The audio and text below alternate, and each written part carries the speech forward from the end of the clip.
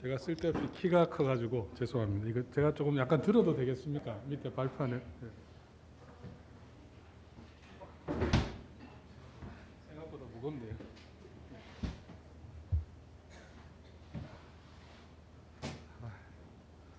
네, 반갑습니다. 여러분들 만나게 돼서. 네, 마스크 벗을게요. 네, 알겠습니다. 제가 다른 교회에서 설교하기는 처음입니다. 부산에 와서 처음인데 저를 이렇게 불러주셔서 너무 감사하고요. 또 여러분과 함께 말씀 안에서 교제를 나눌 수 있게 된 것은 하나님의 큰 은혜라고 믿습니다. 또 부족한 저에게 말씀의 자리를 허락해 주신 우리 목사님과 우리 당회원들에게 감사를 드리고, 또 저 혼자 가도 되는데 또 담임 목사가 혹시나 또 여러 가지로 불편할까 봐 장로님 두 분이 또 따라오셔서 여러분과 앞에 앉아 계세요. 우리 이렇게 교제를 할 수 있게 또 우리 장로님들 함께 해주셔서 너무 감사합니다.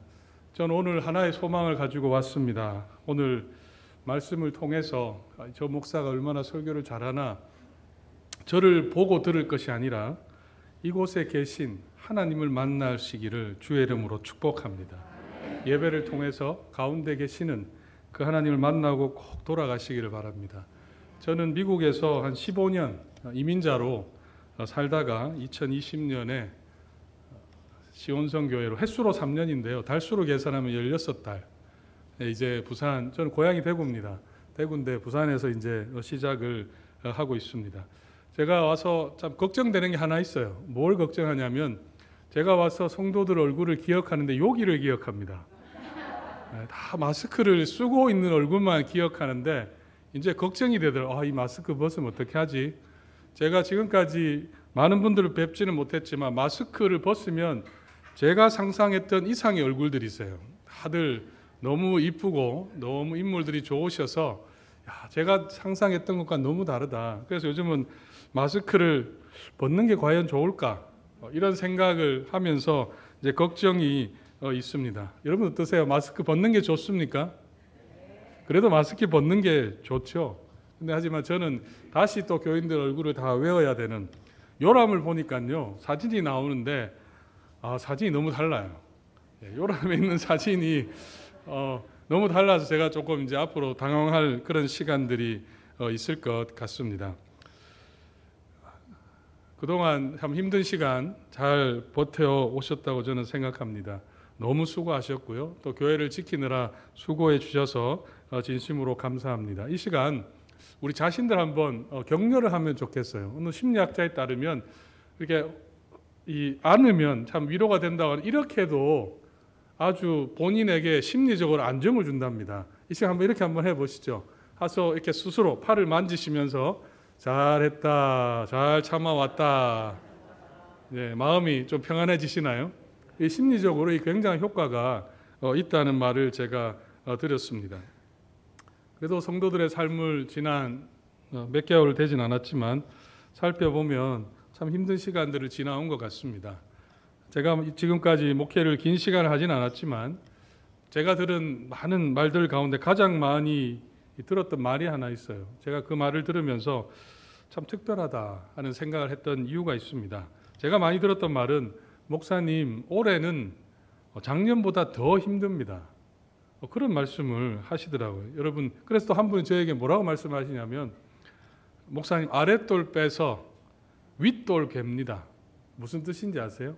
속담에 아랫돌 빼서 윗돌 갠다, 이 말은 돌려막기 한다는 거예요. 결국은 앞으로 더 어려움이 있지만 일단 급하기 때문에 다른 것을 통해서 또 다른 것을 막는다 하는 것을, 자신의 어려움을 그렇게 표현하는 것을 제가 들었습니다. 숨통을 이제 연장시키는 거죠. 오늘 예배에 참석하신 여러분들 가운데 혹시 그런 분은 우리 가운데 없습니까? 참 힘들다, 참 어렵다, 그런 생각으로 이 자리에 앉아 계시는 분은 없으신가요?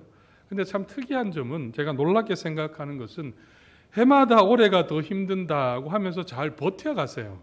저는 그게 참 신기했습니다. 항상 힘들다, 목사님 작년보다 올해 더 힘든데 어떻게 하죠? 근데 또 한 해를 버텨가는 것을 보면 우리 성도님들이 참 인내가 대단하다 하는 것을 제가 보게 됩니다. 오늘 이 자리에서 저는 여러분을 축복하기 싶은 마음이 있습니다. 녹록치 않는 그 삶 속에서도 최선을 다해서 여러분의 가족들을 돌보시고 믿음의 길을 걸어가신 여러분들에게 하나님의 은혜가 가득하기를 주의 이름으로 진심으로 축복합니다. 또한 사람들은 몰라도 하나님 앞에 최선을 다해서 주의 몸된 교회를 섬기신 여러분들의 그 헌신과 눈물의 기도에 하나님께서 큰 은혜를 주시리라고 믿습니다. 그런 믿음으로 또 하루하루 살아가시기를 주의 이름으로 부탁을 드립니다.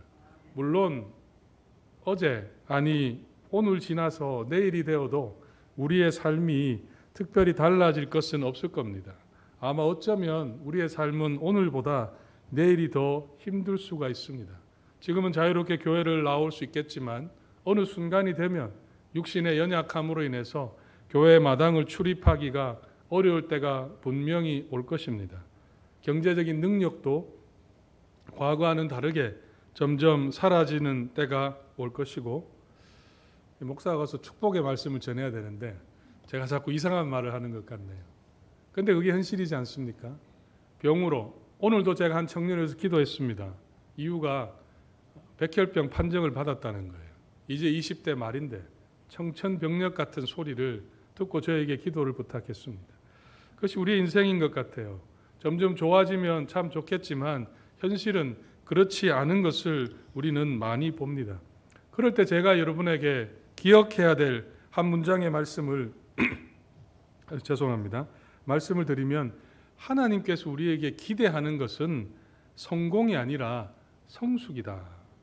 하나님 우리가 성공하는 인생, 이 땅에서 성공하는 인생을 살아가기를 원하는 것이 아니라 성숙한 믿음의 성숙을 이루기를 원하신다는 것을 기억하면 좋겠습니다. 고난의 시간을 통해서 우리의 인격이 자라고 우리의 영성이 자라고 하나님을 더욱 의지하는 사람이 되도록, 때론 하나님은 광야와 같은 시간을 걷도록 하시는 겁니다. 이것을 다르게 표현하면 우리의 인생을 하나님의 은혜로 보자 하는 것이죠. 하나님의 그 은혜 가운데 내 삶을 보고 내 자녀를 보고 내 가정을 보는 그와 같은 시각이 점점 깊어지고 넓어지는 것이 믿음의 사람에게 하나님이 원하시는 뜻이라고 저는 말씀을 통해서 깨닫습니다. 오늘 우리가 읽은 말씀은 에베소서 1장 3절에서 14절 말씀입니다. 이 말씀은 사도 바울이 로마 감옥에 있을 때 에베소에 있는 성도들을 향해서 쓴 편지입니다. 에베소 교회는 사도 바울이 3년 동안 두란노 서원에 머물면서 성도들을 양육했던 은혜의 장소였고 성령의 놀라운 역사가 나타났던 곳이었습니다. 귀신들이 물러가기도 했고, 사도행전 19장에 보면 바울이 가지고 있었던 앞치마를 병자에게 가져다 주기만 해도 병자들이 병이 낫기도 했습니다. 은혜의 결과로 사도행전 19장 19절 말씀을 보시면, 아데미 여신을 섬기는 우상의 도시에 사람들이 은 5만 달란트나 되는 그 책을 불태워 버렸습니다. 은 5만 달란트, 여러분 감이 잘 안 오시죠? 한국 돈으로 계산하면, 현재 가치로 계산하면 50억입니다. 50억이나 되는 그 돈을 마술을 하는 사람들, 우상을 섬기는 사람들이 그 책을 다 가지고 와서 불태울 만큼 엄청난 부흥의 역사를 경험했던 곳이 에베소 교회입니다. 그런데 문제는 여기에 있습니다. 바울이 에베소 교회를 떠나서 다른 지역으로 이동을 할 때 교회가 어려움에 처했습니다. 내부적으로는 교회가 하나 되지 못하고 반목과 질시가 교회 안에 일어나게 된 겁니다. 유대인들과 이방인 사이에 갈등이 생긴 거죠. 또 세속 문화 속에 살아가다 보니 성도들은 복음으로 시작했다가 과거의 삶으로 돌아가기도 하고, 세상에 주변 사람들의 그 회유와 협박으로 성도답게 살지 못했던 것이 그들의 현실이었습니다. 이런 상황을 쭉 제가 성경을 에베소를 보면서 깨닫는 것은 그때나 지금이나 비슷한 것 같다 하는 생각이 듭니다. 지금도 얼마나 많은 교회들이 갈등을 겪고 있습니까? 여러분 분명히 아셔야 됩니다. 성령 하나님의 역사는 하나 되게 하시는 겁니다. 믿습니까, 여러분? 성령 하나님은 그래서 성경에서 하나 되게 하신 것을 어떻게 하라고요? 힘써 지키라. 성령 하나님이 하나로 묶어주시는 것은 성령 하나님의 역사예요. 그러면 사단의 역사는 뭐겠습니까? 나누는 거죠.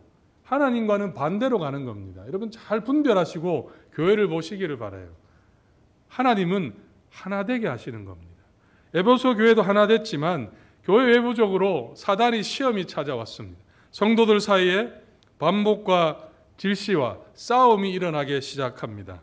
그러면 성도들이 여러분 어떻게 반응할까요? 그런 상황이 되면 상처가 일어나게 되는 것이죠. 그 시간이 지나다 보면 분노하게 되고 그 분노한 성도들은 요즘 많이 쓰는 표현 이 가나안 성도 교회를 떠나서 이제 교회 밖에서 생활을 하게 됩니다. 교회에 있어도 그 사람들은 상처를 받지 않은 건가요? 그렇지 않습니다. 교회에 있어도 다른 교회를 가지 않는 이유는 거기 가도 별 게 없다. 이런 생각들을 하기 때문입니다. 성도들의 관계도 몇 번의 상처를 경험하고 나면 피상적이 되는 겁니다. 교회 외적으로도 세상 속에서 어떻습니까? 요즘 교회에 대해서 우호적으로 말을 하고 있나요? 제가 있는 시온성교 주변의 학교에서 하나 결정했습니다. 무엇을 초등학교에서 결정했냐면 교회가 주는 장학금 받지 않겠다. 이런 결정을 지금 초등학교에서 하고 있습니다. 이건 무엇을 의미할까요? 교회 돈 필요 없다는 거예요. 교회가 옛날과 같은 그런 존중의 대상이 아니라 요즘은 우호의 대상이 되지 않고 있습니다. 오히려 교회 안에서 코로나를 퍼뜨린다고 비난을 받고 있습니다. 저희 교회 성도들 중에 사회적 거리두기가 어느 정도 끝이 났음에도 여전히 직장에서 아마 이 교회도 그런 분들 계실 것 같아요. 교회를 못 가도록 압력을 넣고 있는 그 상황을 보게 됩니다.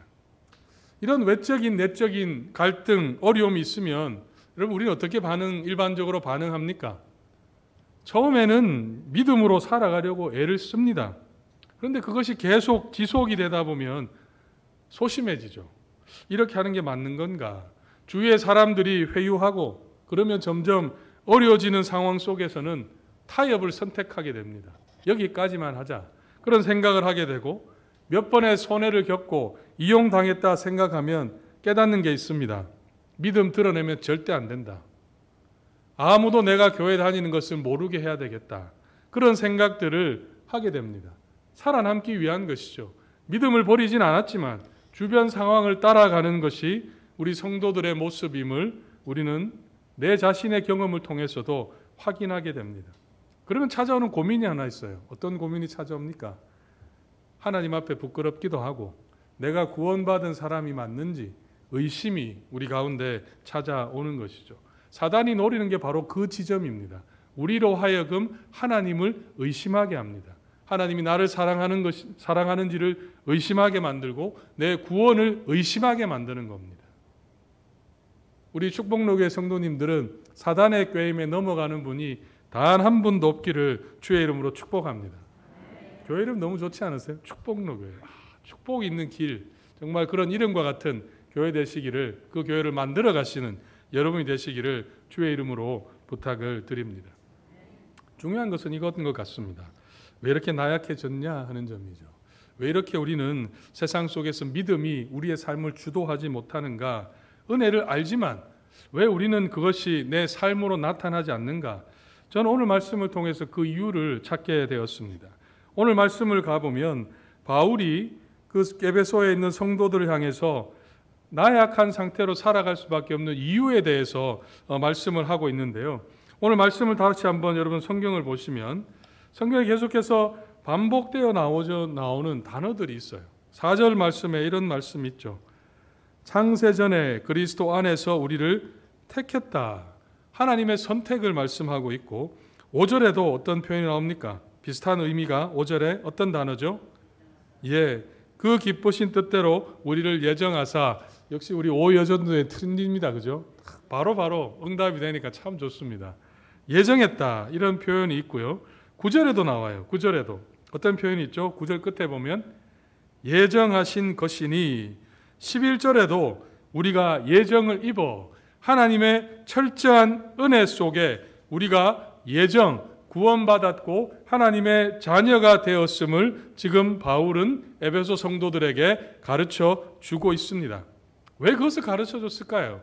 왜 그것을 바울은 이 말씀을 통해 우리에게 가르쳐 주고 있습니까? 여기에는 하나님의 뜻이 있기 때문이에요.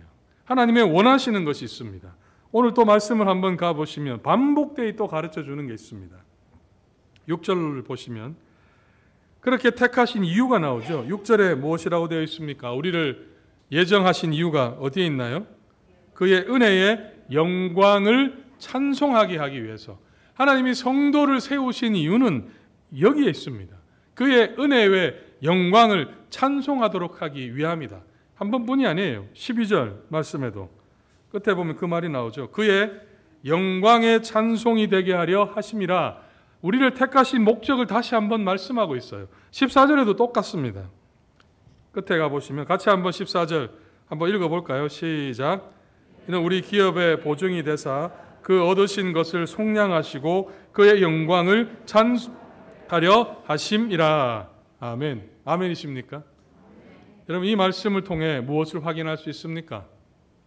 성도에게는 하나님이 부르심의 목적이 있다는 겁니다.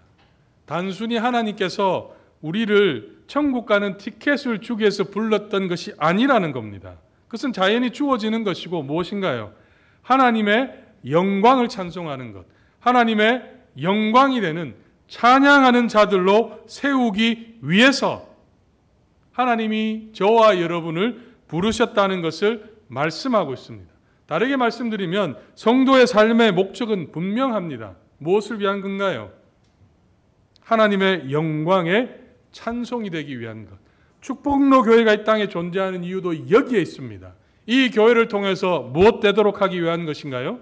하나님의 영광의 찬송이 되기 위한 것.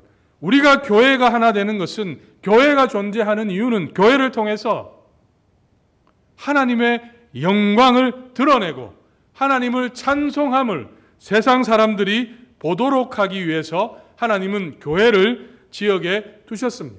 제가 섬기는 시온성교회는 구포에서 하나님의 영광의 찬송이 되기 위한 것이고, 축복로 교회는 여기가 개금인가요? 예, 개금에서 하나님의 영광이 되도록 하기 위해서 하나님은 이 교회를 바로 이곳에 두었다고 저는 믿습니다. 부르심의 목적이 있다는 거예요. 그래서 여러분, 비록 내가 몸에 장애가 있다 하더라도, 비록 내가 몸이 불편하고 있다 하더라도 이 부르심의 목적은 결코 변하지 않습니다. 방법만 달라질 뿐이에요. 그래서 저는 이 말씀을 통해 깨닫는 것은, 세상에서 말하는 은퇴는 하나님 편에서는 목적이 바뀐 것이 아닙니다. 하나님의 영광의 찬송이 되기 위한, 그 목적을 이루기 위한 수단이 바뀐 거예요. 그래서 은퇴라는 말을 영어로 여러분 뭐라고 합니까? retire 한다 하죠. re 플러스 타이어, 다시 말하면 타이어를 간다는 거예요. 하나님의 목적은 은퇴를 했느냐, 은퇴를 하지 않았느냐, 목사였느냐, 집사였느냐, 장로였느냐, 그게 중요한 것이 아니라 모든 사람은 똑같습니다. 목사는 목사로서 하나님의 영광의 찬송이 되도록 하는 삶을 살아내는 것이고, 그것을 여러분에게 전하는 것이고, 여러분은 집사로서, 장로로서, 학교의 교사로서, 사업 직장의 직원으로서, 사장으로서 하나님의 영광의 찬송을 드러내는 겁니다. 모든 성도는 그런 의미에서 삶의 목적이 똑같습니다. 사도 바울이 오늘 이 에베소의 말씀을 이렇게 또 바꾸어서 로마서 14장 8절에 설명하고 있습니다. 로마서 14장 8절에 우리가 살아도 주를 위하여 살고 죽어도 주를 위하여 죽나니 그러므로 어떻게 된다고요? 사나 죽으나 우리가 주의 것이로다. 아멘. 주의 것이다. 이 말은 우리가 주의 영광을 위해서 살아가야 한다는 것을 말씀하고 있습니다. 그 말씀과 제가 초반에 던진 그 질문을 한번 생각해 보시죠. 왜 우리는 나약할까요? 왜 우리는 이 뜻을 이루면서 살지 못하는 걸까요? 의지가 약하기 때문입니까? 우리의 마음이 잘 변하는 우유부단해서 그런 걸까요? 저는 그것보다 더 중요한 것은 바로 이 삶의 목적을 우리가 잊어버렸다는 겁니다. 우리가 무엇을 위해 살아야 하는지를, 그 소명을 붙들지 않았기 때문이라고 저는 믿습니다. 한 분이 불교에서 기독교로 개종을 했습니다. 그러면서 자기가 교회에 나와서 하는 말이, 자기 전도한 사람도 이렇게 말했어요. 교회를 다녔는데 불교와 별 차이가 없다, 이렇게 했습니다. 뭘 보고 그렇게 했냐면 기도하는 것을 보면서 그가 이런 말을 했어요. 절에서는 비나이다 비나이다 하는데 교회 오니까 주시옵소서로 바뀌었더라. 무슨 말씀인지 여러분 이해가 되셨나요? 종교만 바뀌었을 뿐이지 목적이 똑같은 거예요. 다시 말씀드리면 자신의 목적을 위해서 하나님을 이용하고 부처를 이용하는 것이 똑같다는 거예요. 그것이 오늘날 우리가 살아가는 교회의 현실이라는 겁니다.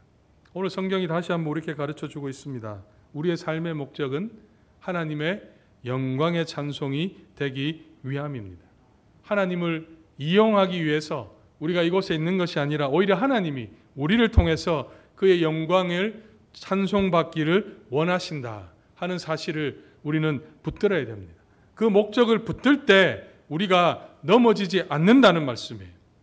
지금 여러분의 삶이 나약해 보이고 내 믿음이 사라진 것 같다면 잘 돌아보십시오. 내가 지금 어디에 내 삶의 목적을 두고 살아가고 있는지를 여러분 자신들을 돌아보셔야 합니다.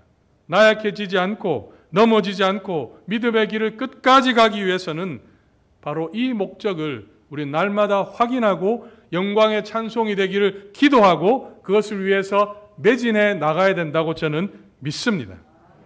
교회가 존재하는 이유가 바로 여기에 있어요. 교회는 성도들로 하여금 이 목적을 잊지 않고 살도록 만드는 곳이 교회입니다. 교회는 여러분들이 와서 교회를 잘 봉사하고 섬기라, 그것은 하나의 목적이에요. 무엇을 위한 목적입니까?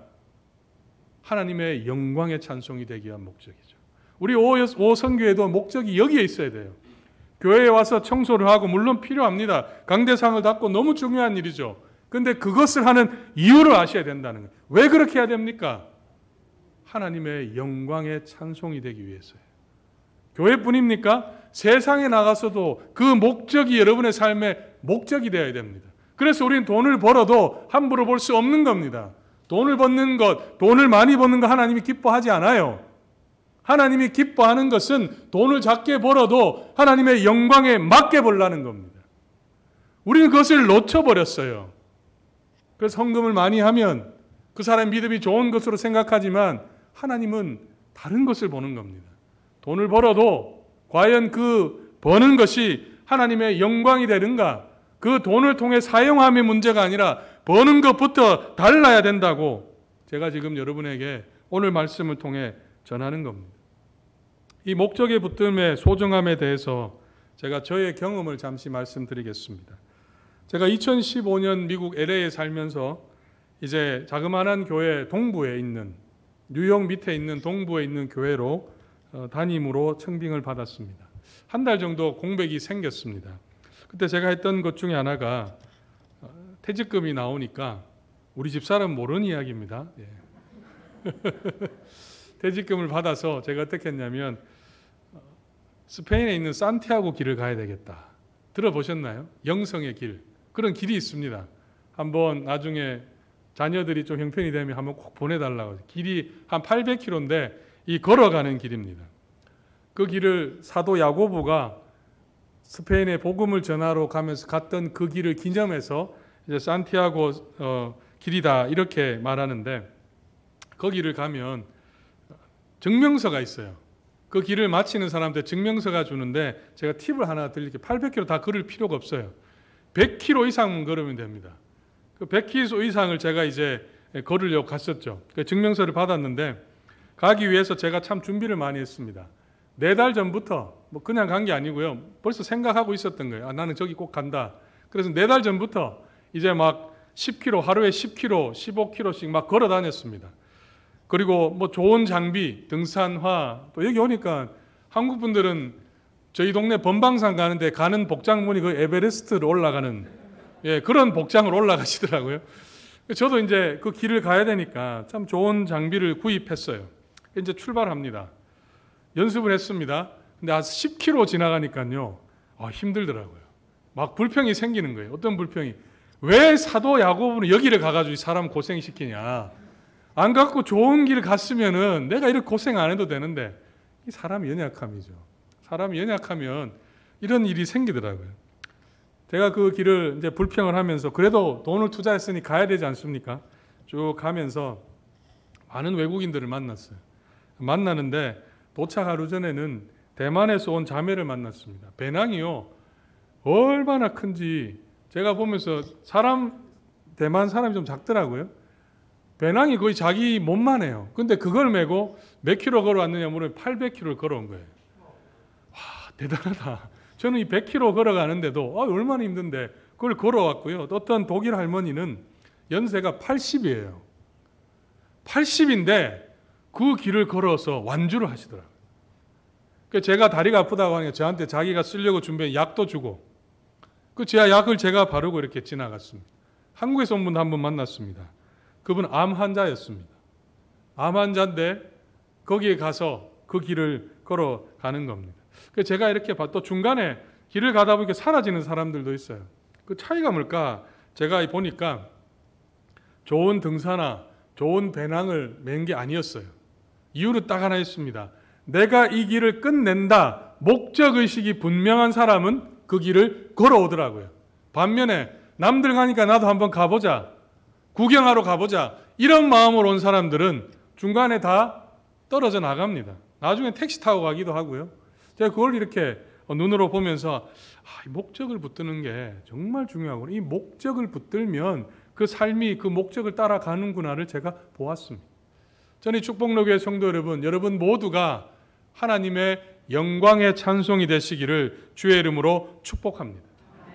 그것을 잘 여러분 새기시고 그것을 예배를 통해서 또 말씀을 통해서 날마다 점검하고, 그 점검의 수요 예배가 있고요, 금요 기도회가 있고 새벽 기도회가 그래서 있는 거예요. 세상에서 잘 살아가고 있는 겁니다. 세상에서 믿음으로 살아가라고 예배가 우리 가운데 하나님이 주신 겁니다. 또 하나 우리가 이 말씀을 묵상하면서 제가 또 생각했던 것은, 그러면 그 목적을 붙들며 살기 위해서 어떻게 해야 되는가 하는 것이죠. 그 목적을 그럼 왜 잃어버릴까? 우리는 그 점을 한번 생각해 보고 싶은데요. 오늘 말씀을 여러분 다시 돌아가 보시면 3절 말씀을 한번 저를 도와서 한번 읽어 주시겠습니까? 3절 시작.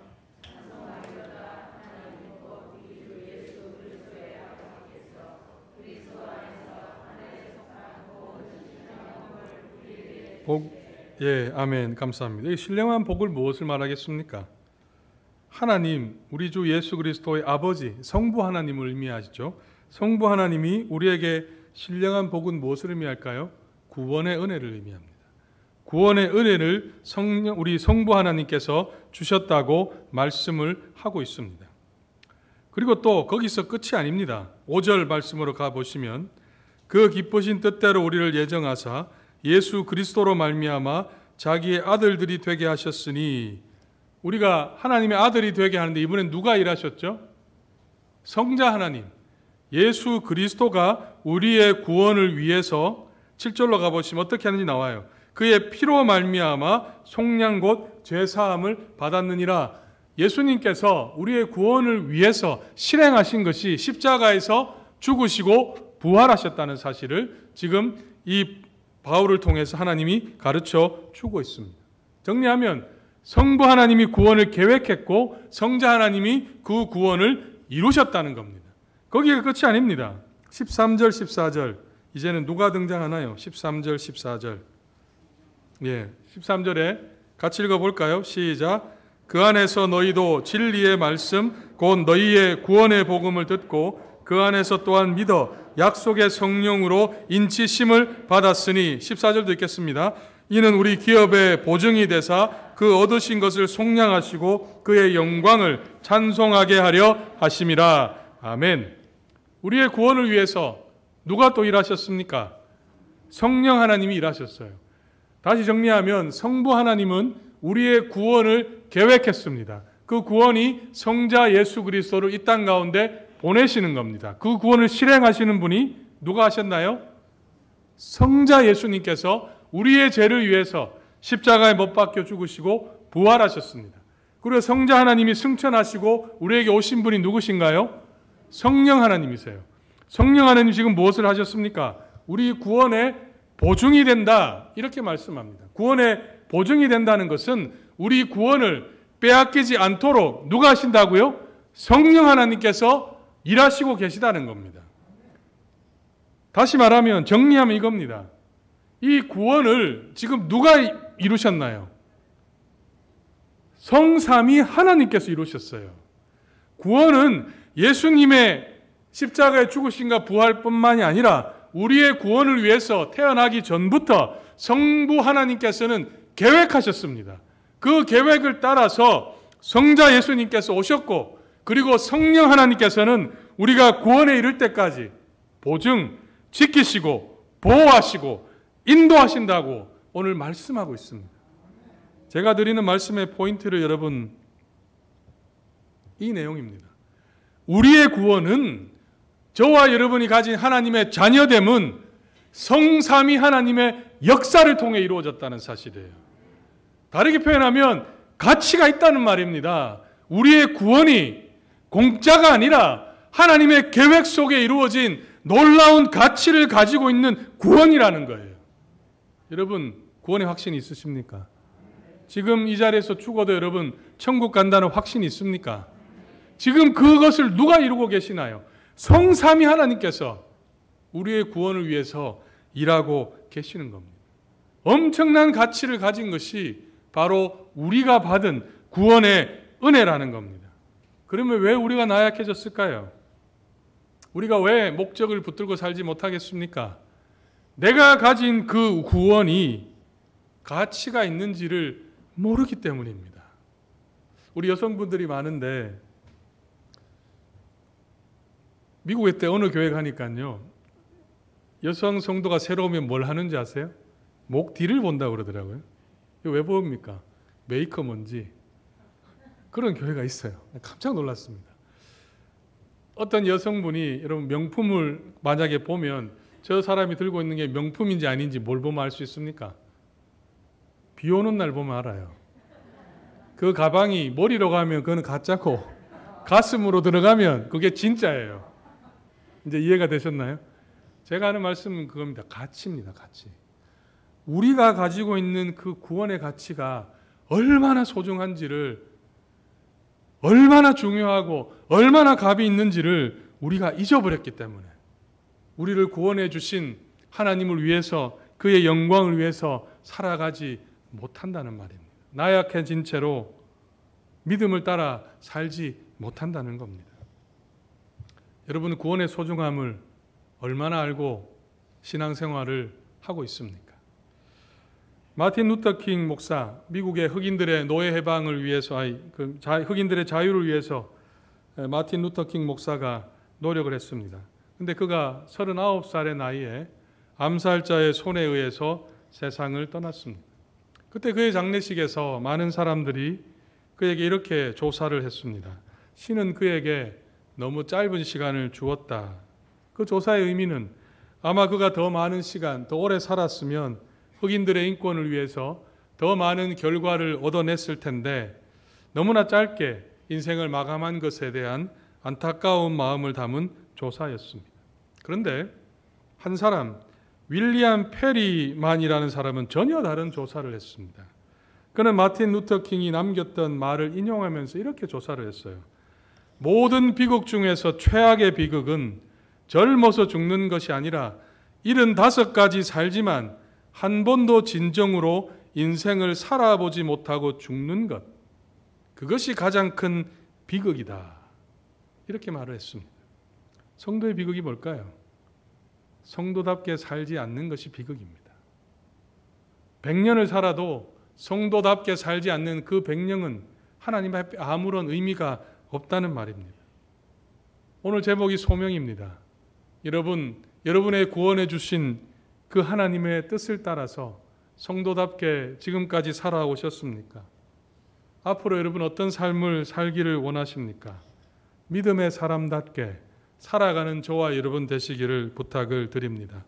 나약한 성도가 아니라 믿음의 사람으로 하나님의 영광의 찬송이 되는 축복로교의 성도들이 되시기를 주의 이름으로 부탁을 드립니다. 이 구원의 소중함 잊지 마십시오. 그 구원받은 자답게 하루를 살아도 구원받은 성도답게 살아가시기를 주의 이름으로 축복합니다. 이 시간 우리 함께 기도할까요? 우리 반주를 조금 해주시면 좋겠습니다. 오늘 주신 말씀을 여러분 생각하시면서 잠시 침묵하고 제가 기도 제목을 드리고 싶습니다. 오늘 말씀 가운데 하나님께서 여러분에게 깨달음을 주셨습니까? 찬양 가운데, 예배 가운데 하나님이 여러분에게 주신 그 뜻이 무엇입니까? 이 시간 잠시 기도하기까지 침묵하면서 하나님의 음성을 찾아보는 시간을 갖도록 하겠습니다.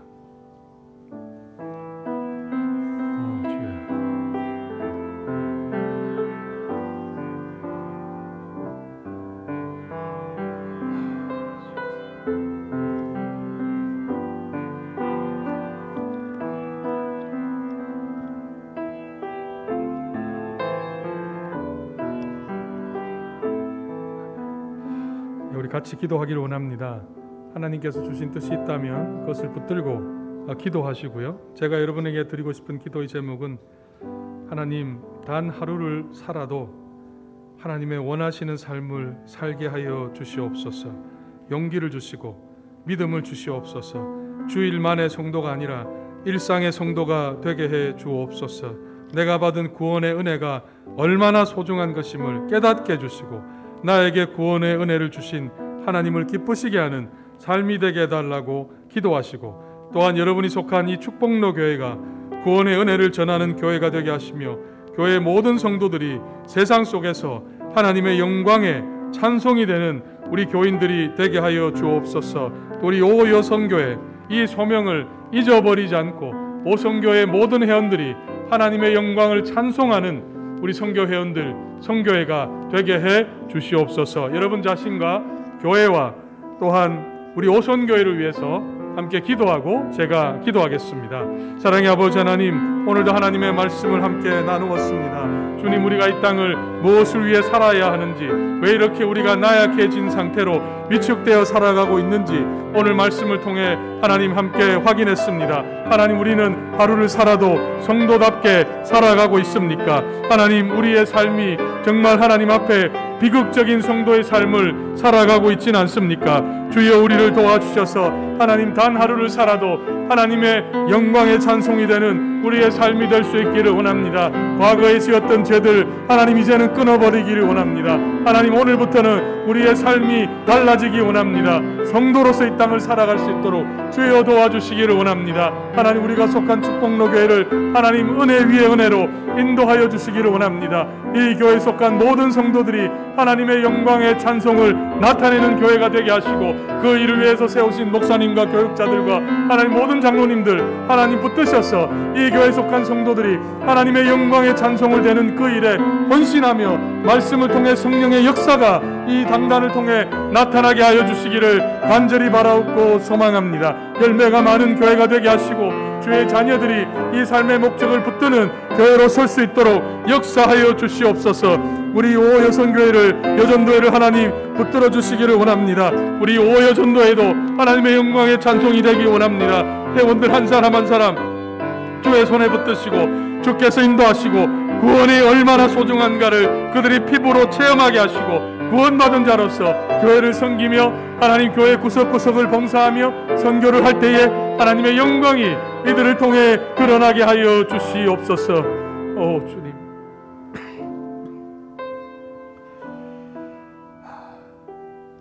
사랑의 아버지 하나님, 오늘도 하나님의 말씀을 듣습니다. 하나님, 이 말씀 앞에 우리 자신을 세워보며 하나님 앞에 회개합니다. 주님, 우리는 성도답게 살아왔는지 하나님 우리를 긍휼히 여겨주시옵기를 간절히 원합니다. 하나님께서 우리에게 원하시는 것은 하나님의 영광을 찬송이 되기 위한 것인데 우리는 하나님을 이용해서 내가 영광 받으려고 하고 내가 찬송 받으려고 살아오지는 않았습니까? 내 자신의 육신의 욕망을 채우기 위해서 돈을 벌고 돈을 사용하고 사람들 앞에 한 번 더 높여지려고 우리에게 주신 소중한 시간과 물질을 사용하고 있지는 않습니까? 주님, 우리를 긍휼히 여겨 주시옵소서. 진실로 이 말씀처럼 우리의 모든 순간이 하나님의 영광에 찬송되기 원합니다. 이 교회에 속한 주의 성도들을 하나님 붙드셔서 하루를 살아도 성도다운 삶을 살아갈 수 있도록 용기를 주시고 믿음을 주시기를 간구합니다. 축복로 교회에 하나님 교회 이름처럼 하나님의 축복이 가득한 교회가 되게 하시고 이 교회를 찾아오는 영혼들이 삶의 목적을 발견하는 소중한 은혜의 통로가 되게 하여 주옵소서. 세우신 목사님과 또 우리 장로님과 교육자들에게 하나님 은혜 위에 은혜를 더하여 주셔서 이분들을 통해 하나님의 뜻이 이곳에 있음을 믿습니다. 아버지 하나님, 말씀을 통해서 생명구원의 역사가 날마다 일어나는 복된 교회로 하나님 세워주시고 이 지역 사회 속에 하나님의 영광이 찬송이 되는 은혜의 교회가 되게 하여 주옵소서. 우리 요 여전도회를 하나님 붙드시고 헌신 예배를 통해서 자신의 삶들을 주 앞에 헌신하기 원합니다.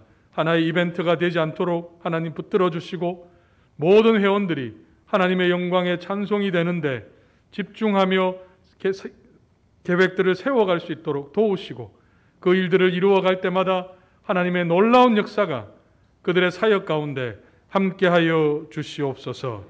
예수님의 이름으로 기도하옵나이다. 아멘.